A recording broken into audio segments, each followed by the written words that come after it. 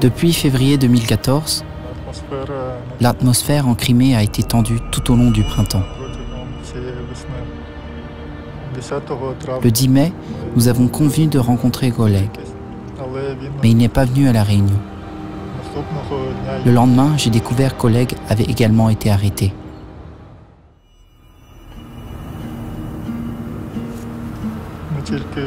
Nous venons d'acheter de la bière, et pour boire quelque part dans un endroit confortable, nous sommes passés devant l'immeuble de bureau de l'ancien service de sécurité ukrainien où se trouvait le FSB.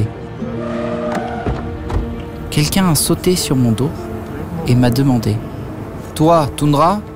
Au début, je n'ai rien compris. Je pensais que quelqu'un que je connaissais plaisantait. Ils ont laissé tomber de la bière. Une femme a élevé la voix et a commencé à crier « Qu'est-ce qui se passe ici ?» Ensuite, nous avons été couchés face contre terre.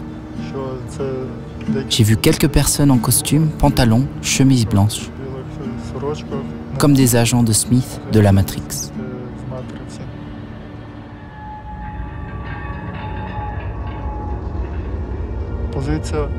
La position d'Oleg m'a aidé dès les premiers jours.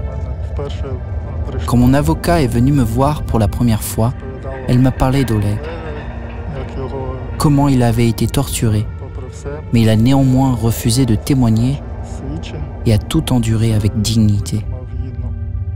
Cela m'a donné beaucoup de force.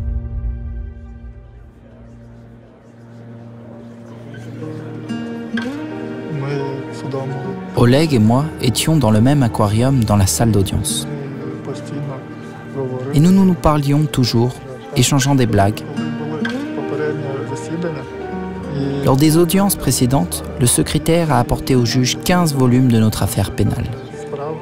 Ces dossiers se sont effondrés.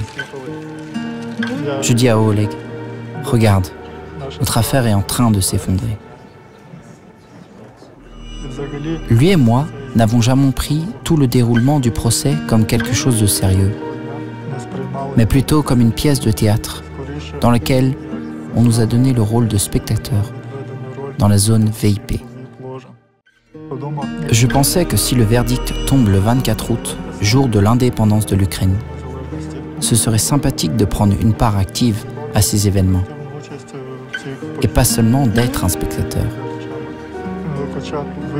Bien que le verdict ait été rendu le 25 août, nous avons encore chanté de l'hymne de l'Ukraine.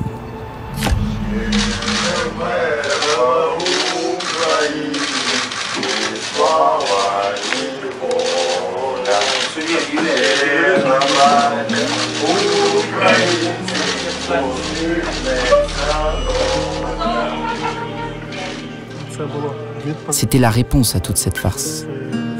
Lorsque nous avons commencé à chanter, le juge était un peu confus, ne savait pas quoi faire et a annoncé une pause de 15 minutes. En sortant de la salle, nous l'avons suivi des yeux en chantant les lignes. Nos ennemis mourront comme la rosée au soleil.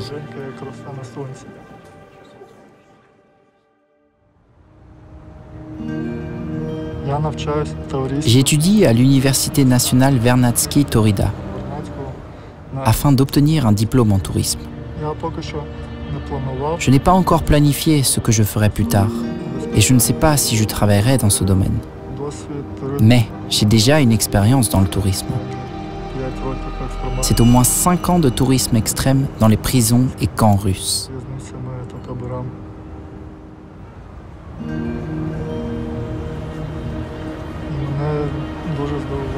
J'ai été choqué que beaucoup d'hommes robustes roulent dans les rues sur des scooters électriques. Il existe de nombreux services de livraison de nourriture.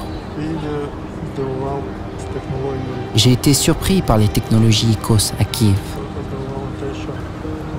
De plus, c'était un peu surprenant que vous puissiez payer avec votre téléphone dans les magasins.